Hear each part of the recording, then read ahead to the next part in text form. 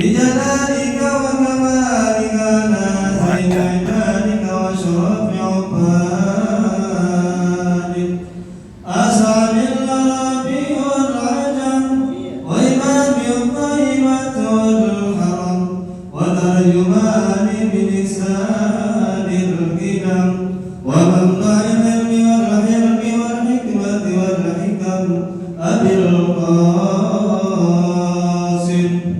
سيدنا وحبيبنا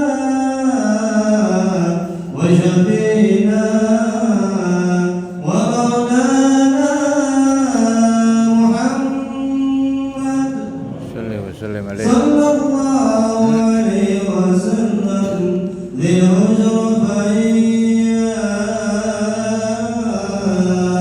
رب ذي العجرفين يا رب كرما وتعظيما ورفعة ومهابة وبرا سلم رضي الله تبارك وتعالى عن ذوي البدر العلي والبدر الجليل ساداتنا وأئمتنا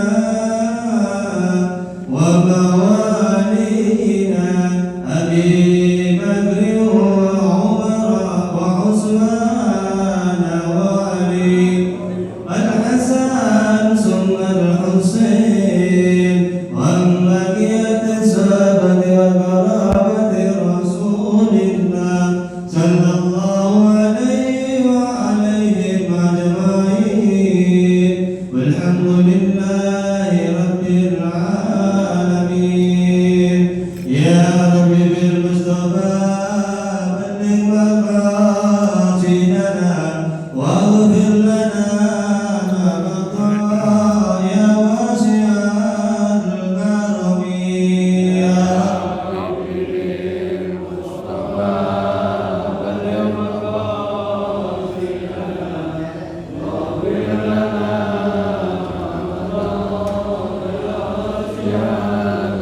محمد سيد الكونين والثقلين والفريقين من عرب ومن عجم يا رب بلغ مقاصدنا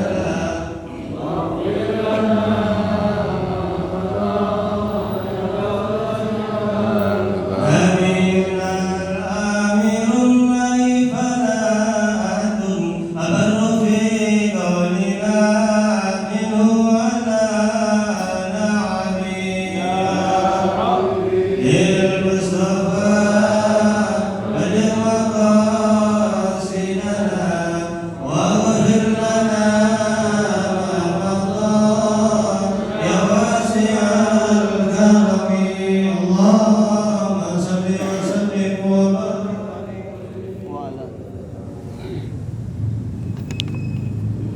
Assalamualaikum warahmatullahi wabarakatuh.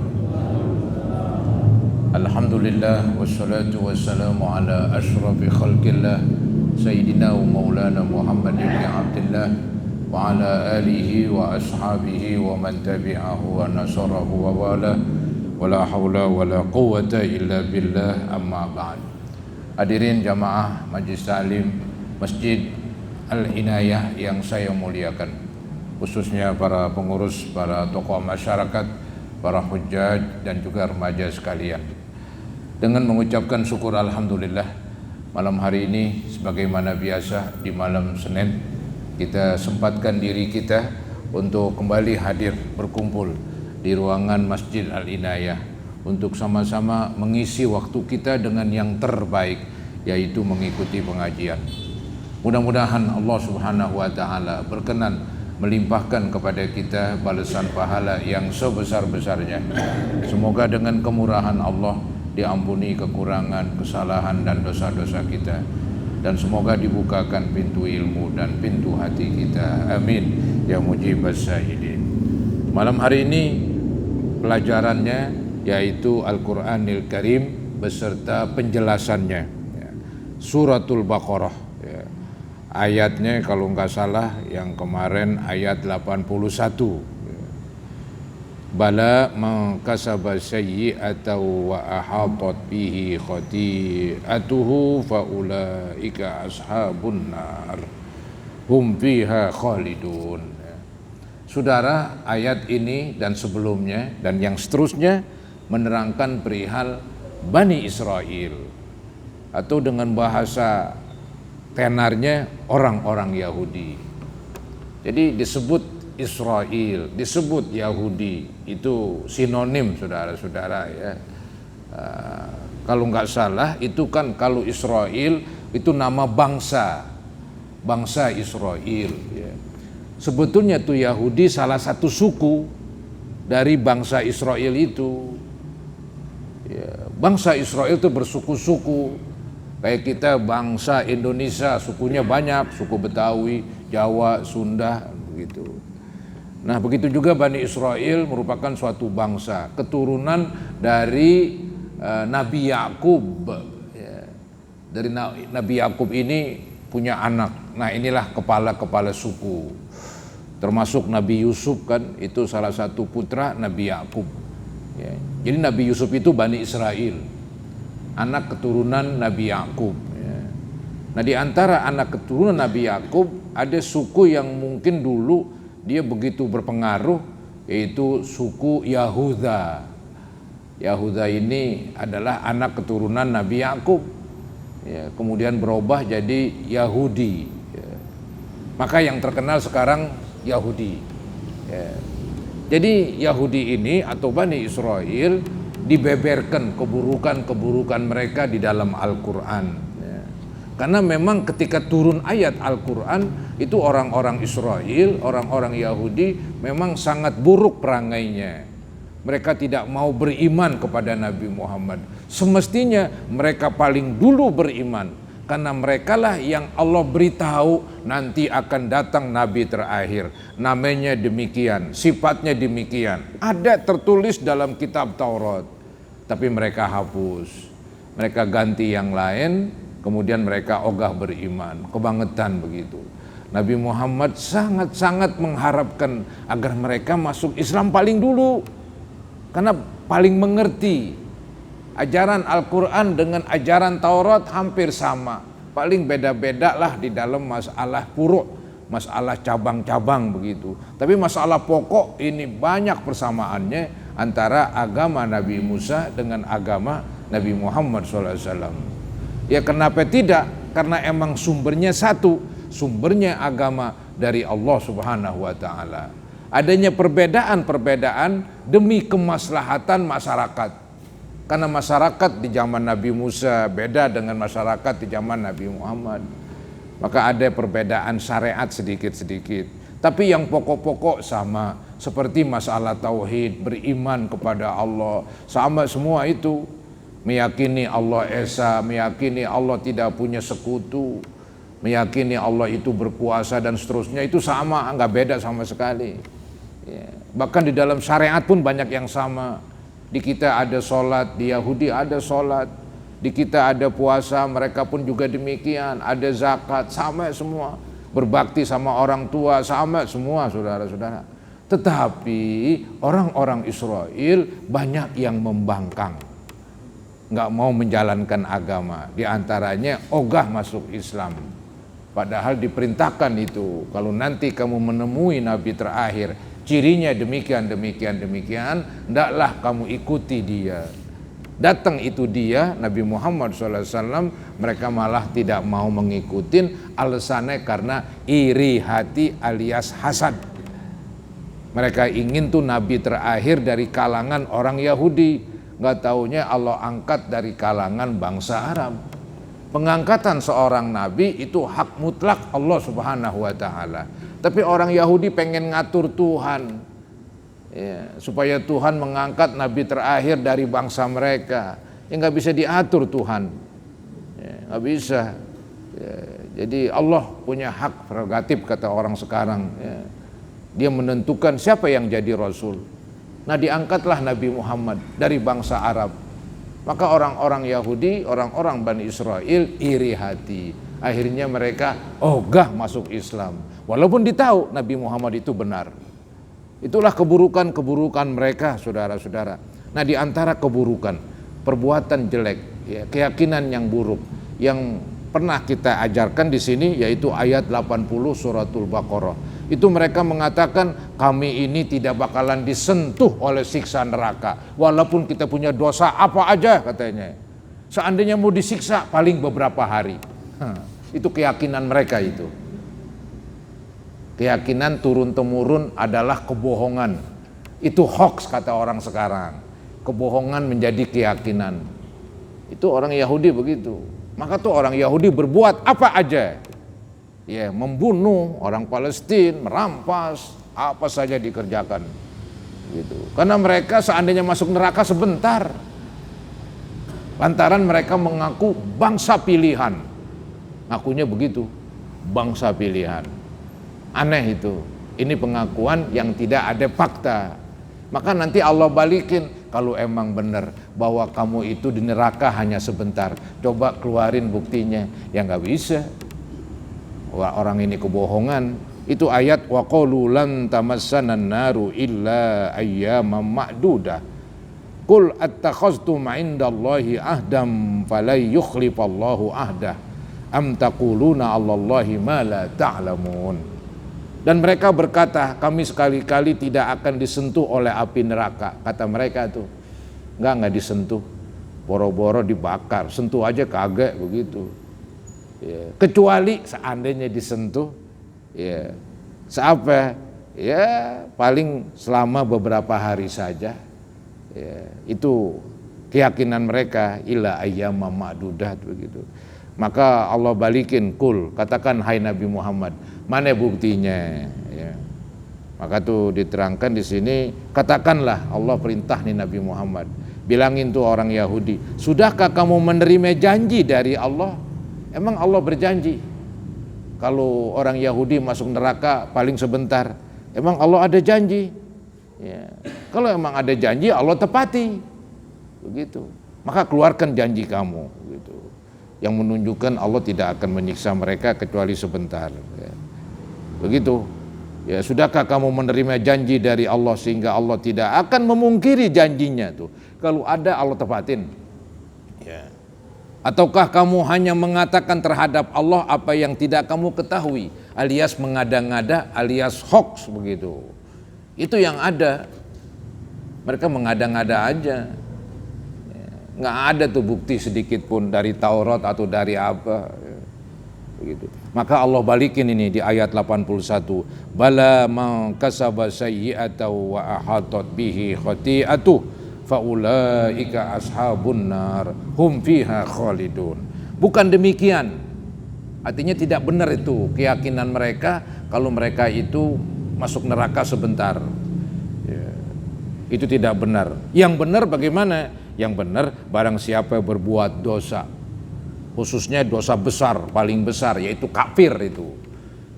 Barang siapa yang berbuat dosa dan ia telah diliputi oleh dosanya, saking kebanyakan tuh dosa, digambarkan tuh dosa meliputi mereka. Itu orang Yahudi, mulai dosa masalah tentang keyakinan, kemudian dosa melanggar aturan. Banyak banget dosanya itu orang Yahudi. Maka disebutlah mereka itu dikelilingi, diliputi oleh dosa. Jadi yang benar barang siapa yang berbuat dosa dan ia telah diliputi oleh dosanya, mereka itulah penghuni neraka, bahkan mereka kekal. Kenapa kekal? Karena kafir. Orang Islam masuk neraka ya nggak kekal lah. Beda antara si kafir dengan orang Islam yang durhaka. Nerakanya pun beda. Kalau mereka ini udah dikatakan ashabun nar, udah ya, penghuni neraka. Namanya penghuni, emang tempatnya, yang disebut tempatnya emang di situ terus nongkrong. Ya, saya penghuni rumah ini, emang di sini tempat saya, penghuni. Ya. Jadi gambarannya mereka abadi di neraka, begitu. Itulah penghuni neraka, mereka kekal di dalamnya. Hum fiha khalidun. Gitu. Nah ini Allah beberkan lagi nih. Ya, oh enggak, ini ayat 82 Allah ingin bandingkan. Kalau tadi penghuni neraka, ada nanti penghuni sorga. Ya, itulah yang beriman. Maksud ini langsung Allah tonjolkan supaya kelihatan bedanya. Kalau orang-orang kafir Yahudi itu penghuni neraka kekal. Tapi ada nih orang penghuni sorga kekal. Siapa itu? Yang beriman. Begitu. Lawan daripada Yahudi. Ini ayat 82 nih. Walladzina amanu wa amilus sholihat. Ulaika ashabul jannah. Hum fiha khalidun. Dan orang-orang yang beriman. Lawan daripada Yahudi. Serta beramal soleh. Juga lawan daripada Yahudi. Ya, Yahudi di samping dia imannya nggak benar, kafir, cuman ngaku-ngaku doang, pengikut Taurat, ngaku-ngaku doang, pengikut Nabi Musa, ya, padahal justru menginjak-injak ajaran Taurat, itu ngakunya aja itu dia. Ya. Nah kebalikannya dan orang-orang yang beriman serta beramal soleh, mereka itu penghuni sorga, mereka kekal di dalamnya. Jadi ada dua gambaran yang berlawanan. Mau penghuni neraka, mau penghuni sorga. Neraka kekal, sorga kekal. Mau pilih mana begitu. Mau jadi kafir, ya penghuni neraka. Pengen penghuni sorga, ya jadi orang Islam. Jadi mereka diajak oleh Allah untuk masuk Islam. Kadang-kadang dengan ajakan baik, kadang-kadang dengan ajakan keras semacam ini. Mau pilih mana begitu. Ya, disuruh pilih ini. Jadi memang begitu dalam Al-Quran, dalam agama selalu tuh disebut sesuatu yang berlawanan sekaligus supaya manusia berpikir. Kita kan punya otak, Allah berikan akal untuk berpikir ya. Kalau ini kemari neraka, kalau kemari ke sorga, ya pasti kalau akalnya sehat ya milih yang ke sorga begitu.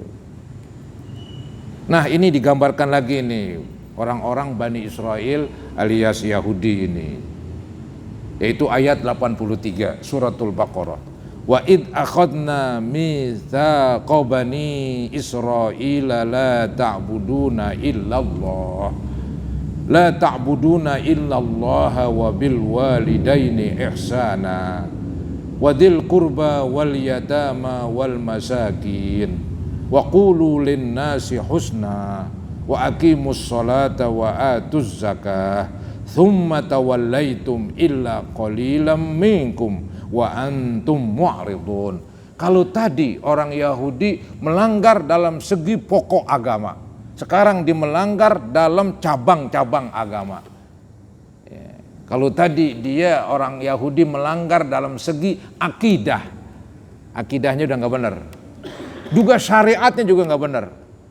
Walaupun di Taurat itu menyuruh baik, ya, di antaranya berbakti sama orang tua tidak, berbuat baik kepada manusia tidak, begitu. Itu syariat itu. Nih ayatnya nih. Ya, wa id akhadna mitsaqa bani Israil, dan ingatlah ketika kami mengambil janji dari Bani Israel. Ini bahasanya begitu, mengambil janji. Allah mengambil janji, bukan berarti ayo berjanji sama saya begitu Allah berhadapan dengan manusia, tidak. Jadi pengertian Allah mengambil janji, Allah membuat peraturan, memerintahkan di dalam kitab Taurat supaya orang Yahudi, supaya mereka jangan menyembah kecuali Allah. Itu pengertian perjanjian. Jadi kitab Taurat merupakan buku perjanjian antara Allah dengan hambanya. Allah kan yang menciptakan, hamba kan yang diciptakan. Maka tuh perintah-perintah Allah harus diturutin karena dia yang menciptakan manusia, yang memberi rezeki kepada manusia. Mesti nurut gitu. Kalau tidak ya durhaka. Nah perintah-perintah itulah disebut perjanjian. Ya. Dan ingatlah ketika kami mengambil janji dari Bani Israel, yaitu apa ini janji Allah, peraturan Allah, perintah Allah kepada Bani Israel. Janganlah kamu menyembah selain Allah. Itu masalah pokok ini. Gak boleh menyembah selain Allah. Ya. Dan jangan menyekutukan. Itu mereka itu orang Yahudi menyekutukan Allah, musyrik dia. Dulu ada seorang namanya Uzair. Ini Uzair dari orang Yahudi. Ketika Taurat sudah habis, dihancurkan oleh musuh-musuh orang Israel, maka ada salah seorang menghafal Taurat, dibilang, wah ini anak Tuhan. Nggak benar itu, nggak ada kalimat anak Tuhan itu. Mereka bikin-bikin, dia menyekutukan itu. Ya, menyekutukan. Di zaman Nabi Musa dulu, ketika Nabi Musa pergi, ya meninggalkan kaumnya di padang pasir, kemudian mengangkat wakil beliau namanya Nabi Harun. Nabi Musa akan menerima wahyu, menerima kitab Taurat. Maka Nabi Musa disuruh puasa 40 hari, meninggalkan kaumnya, menyendiri, begitu, membersihkan diri untuk menerima kitab Taurat. Selama 40 hari itu, ini kaum mulai kucar-kacir, alias mereka menyimpang dari keyakinan. Ada salah seorang dari jamaah begitu membuat patung anak sapi, kemudian dibilang ini Tuhan kamu. Maka mereka menyembah patung anak sapi. Memang dulu orang Israel lama di Mesir, mereka terpengaruh dengan orang Mesir, menyembah patung, maka mereka ikut-ikut menyembah patung. Itu menyekutukan Allah, itu bukan main. Di zaman Nabi Musa, di zaman setelahnya, membangkang. Ingat saudara-saudara, itu Bani Israel banyak nabinya, bukan Nabi Musa doang. Setelah Nabi Musa itu kan yang berbarengan dengan Nabi Musa, Nabi Harun. Di bawah lagi itu banyak nabi-nabi. Ya, ada istilah Nabi Hizqil, Nabi Samuel, cuman nggak di Al-Quran nggak disebutkan. Banyak nabi-nabi ini. Yang disebut dalam Al-Quran seperti Nabi Daud buat Bani Israel, putranya Nabi Sulaiman buat Bani Israel.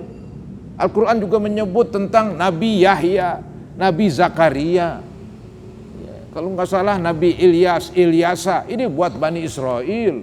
Banyak nabi-nabinya ini, Bani Israel. Ya.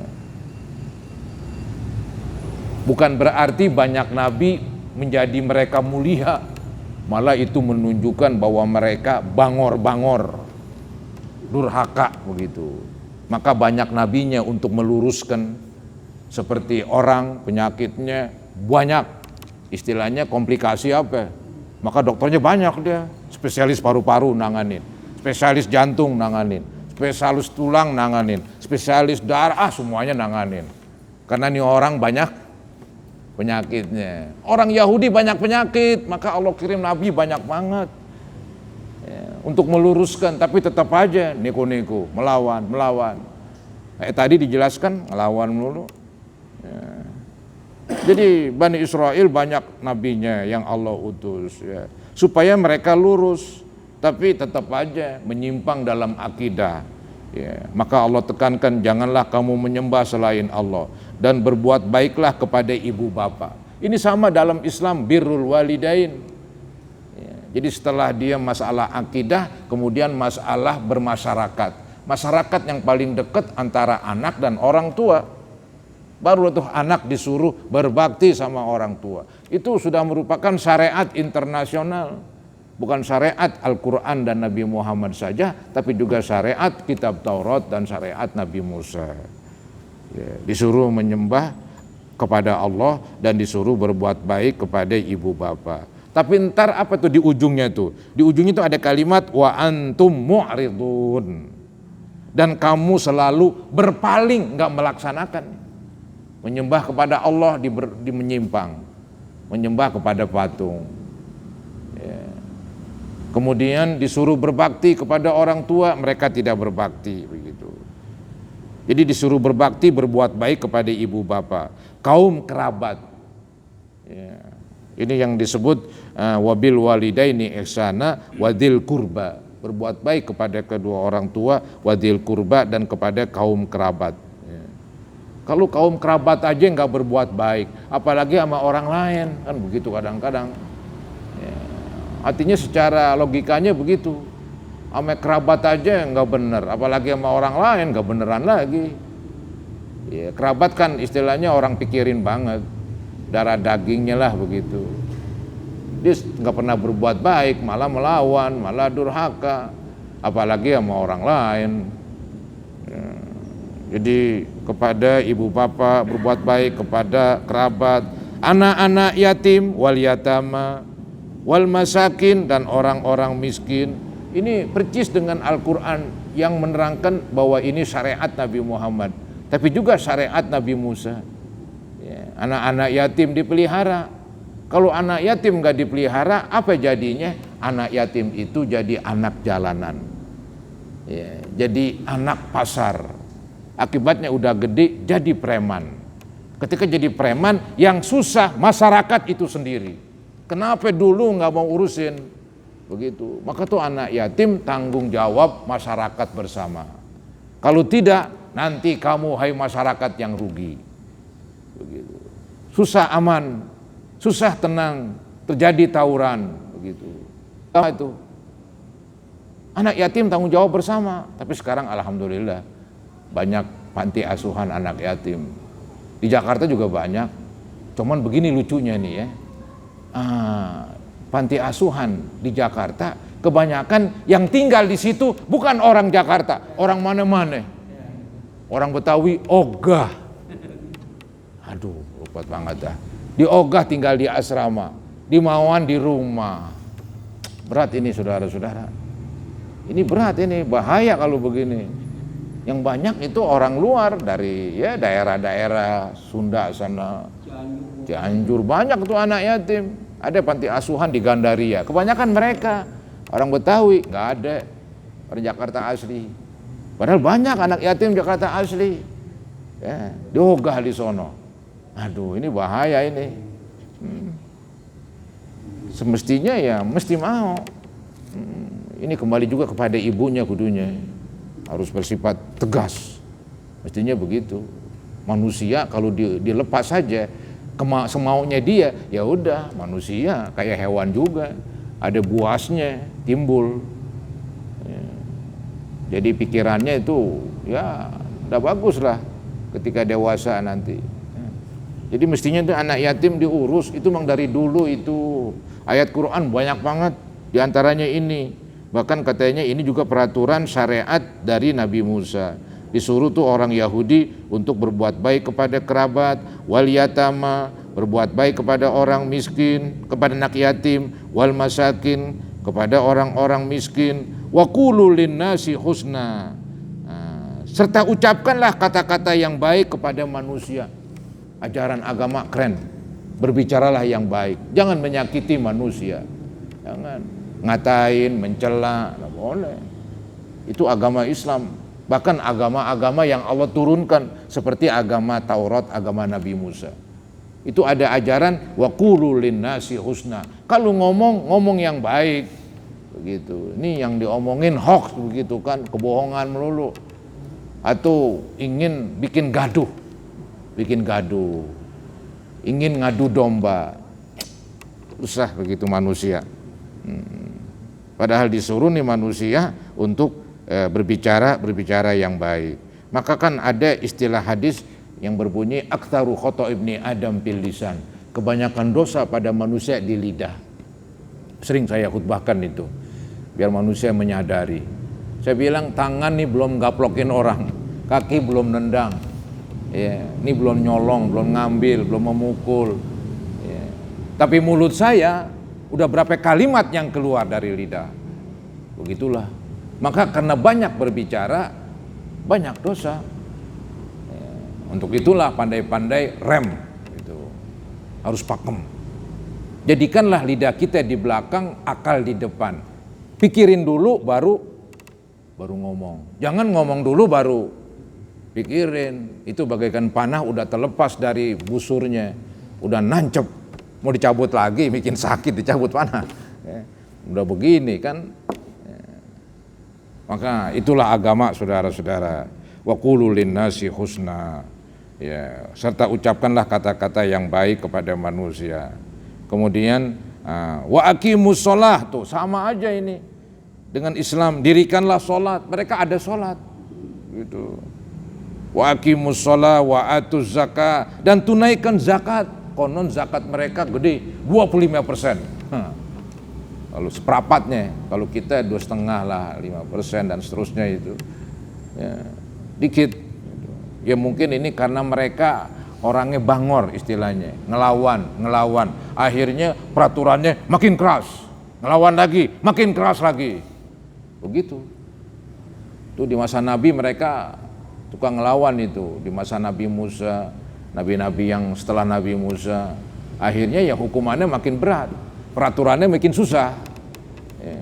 Kalau Nabi Muhammad umatnya ya baik-baik semua begitu. Maka peraturannya ya ini juga dikatakan peraturannya susah. Padahal udah istilahnya ya dikatakan mudah lah dibandingkan peraturan syariat yang lalu gitu. Itu syariat Nabi Musa zakat aja 25%. Nah, gitu. Kemudian apa yang terjadi ini? Yang terjadi setelah Allah jelaskan bahwa mereka sudah diperintahkan untuk hanya menyembah Allah, berbakti, berbuat baik kepada kerabat, anak yatim, orang miskin, disuruh ngomong yang baik, dirikan sholat, bayar zakat. Setelah itu apa yang terjadi? Tsumma tawallaitum. Kemudian kamu tidak memenuhi janji itu, ya, nggak dilaksanakan. Illa qalilam minkum, kecuali beberapa orang aja ini, kecuali sebagian kecil daripada kamu. Ada memang orang Yahudi yang benar, itulah yang masuk agama Islam. Sebagai contoh katanya dulu ada sahabat Nabi dari orang Yahudi namanya Abdullah bin Salam. Dia dikucilkan dari orang Yahudi karena masuk Islam. Jadi enggak semua orang Yahudi nakal, ada sebagian, cuma sebagian kecil, kebanyakan kafir. Sebagian kecil ada yang masuk Islam. Ya. Itu yang disebut summa tawallaitum illa qalilam minkum. Ya, kecuali sebagian kecil daripada kamu. Kemudian wa antum mu'ridun, dan kamu selalu berpaling, melengos, tidak mau melaksanakan. Itu jadi Allah beberin kejelekan mereka, mulai tidak beriman dengan baik, tidak melaksanakan syariat. Ya. Kemudian terakhir, ya satu ayat lagi. Ayat selanjutnya ayat 84. Wa id akhadna mitsaqakum la tasfikuna dima'akum wa la tukhrijuna anfusakum min diyarikum thumma aqrartum wa antum tashhadun. Dan ingatlah ketika kami mengambil janji, sama dengan tadi. Allah buat peraturan, ditulis dalam kitab Taurat. Itu digambarkan janji Allah kepada mereka. Ya, jadi dan ingatlah ketika kami mengambil janji dari kamu, yaitu kamu tidak akan menumpahkan darahmu. Ya, nggak ada orang menumpahkan darah, emang ada orang istilahnya bunuh diri, tapi jarang lah. Secara umum nggak ada orang menumpahkan darahmu. Ini maksudnya janganlah menumpahkan darahmu membunuh orang lain, karena orang lain sama aja dengan kamu. Maka digambarkan janganlah menumpahkan darah kamu. Artinya janganlah kamu saling membunuh, begitu. Nih dikatakan dan ingatlah ketika kami mengambil janji dari kamu, yaitu kamu tidak akan menumpahkan darahmu, dalam kurung membunuh orang. Itu maksudnya. Jadi janganlah membunuh orang. Tapi mereka berbuat demikian. Lebih-lebih zaman sekarang. Zaman sekarang tuh mereka paling mudah membunuh. Itu orang-orang Palestina dibantai. Sedangkan senjata mereka canggih. Cukup dengan pesawat terbang udah hancur-hancuran orang Palestina. Rumahnya hancur. Mereka gampang membunuh. Ya, menumpahkan darahmu, membunuh orang.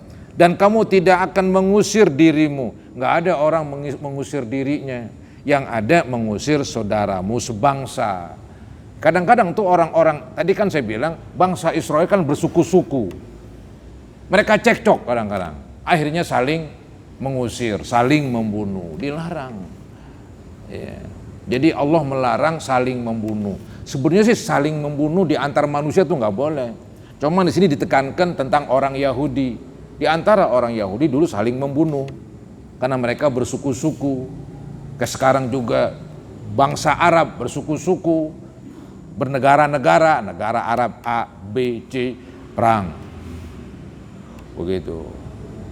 Alhamdulillah kita ini bangsa Indonesia, suku-sukunya nggak ada yang perang. Alhamdulillah sampai sekarang.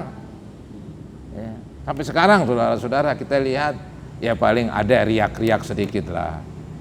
Begitu. Ya kadang-kadang ada juga begitu, tapi kan keburu ya didamaikan. Jelek memang satu bangsa saling membunuh. Anggaplah antar bangsa di agama Islam nggak boleh membunuh. Cuman amat sangat jelek masih satu bangsa saling membunuh seperti Bani Israel. Sedangkan di dalam kitab Taurat, janganlah kamu membunuh sesama kamu antar bangsa orang Yahudi. Janganlah kamu mengusir ya sesama kamu, mengusir sesama orang Yahudi. Ada itu larangannya, tapi itu nggak diindahkan, nggak dilaksana, nggak ditinggalkan itu. Jadi mereka berbuat membunuh, ya, kemudian mengusir. Dan ingatlah ketika kami mengambil janji dari kamu, yaitu kamu tidak akan menumpahkan darahmu, bunuh orang, dan kamu tidak akan mengusir dirimu, saudaramu sebangsa, dari kampung halamanmu. Kemudian kamu berikrar. Pada mulanya mereka berikrar menerima kitab Taurat. Ya. Itu kan digambarkan tuh mereka kan mulanya mengogah kitab Taurat ditibanin gunung sama Allah. Gunung udah dekat banget dengan kepalanya. Ya, mereka mengatakan sami'na, kami dengar, tapi di hati mereka wa asaina, kami menentang. Bukan sami'na wa ata'na. Yang ada kan sami'na wa ata'na, kami dengar, kami patuh. Tapi mereka kaget, itu beda, diterangkan dalam Quran. Sami'na wa asaina. Itu mereka itu, orang-orang Israel ya. Gambarannya begitu, suka membangkang. Kami mendengar, tapi kami tetap menentang. Kemudian kamu berikrar, artinya ingin memenuhi, sami'na akan memenuhinya, sedangkan kamu mempersaksikannya. Artinya kamu tuh mempersaksikan diri kamu bahwa kamu itu orang-orang yang berbuat jahat. Jadi saudara-saudara, inilah yang dapat saya sampaikan tentang dibeberkannya keburukan orang Yahudi. Maka tuh Nabi Muhammad Allah hibur, jangan mengharap banget orang Yahudi masuk Islam. Juga sahabat Nabi, kan Nabi Muhammad sahabat Nabi pengen banget orang Yahudi itu di Madinah masuk Islam. Karena mereka banyak tahu, punya kitab. Kalau orang kafir Mekah emang gak banyak tahu tentang kitab, mereka gak punya kitab. Orang kafir Mekah masih blong begitu, gak punya kitab. Ya. Di agamanya jahiliyah. Agamanya hanya kebohongan aja, katanya begitu. Tapi kalau orang Yahudi ada kitabnya Taurat. Maka harapan Nabi Muhammad dan harapan umat Islam di masa itu begitu besar. Tapi Allah jelaskan jangan mengharap terlalu banyak. Orang Yahudi semenjak zaman Nabi Musa menentang. Kalau sekarang menentang ya ada ikutannya lah. Ya, lagunya memang begitu. Itulah saudara-saudara pembeberan Al-Quran tentang bangsa Yahudi. Walaupun Al-Quran sportif, ada juga yang benar tadi. Ya, nggak semuanya buruk. Ya inilah, nanti kita lanjutkan ayat 85. Ya mudah-mudahan Allah Subhanahu wa Ta'ala terus membimbing kita ke jalan yang diredhoinya. Amin ya Rabbal Alamin. Silakan bertanya.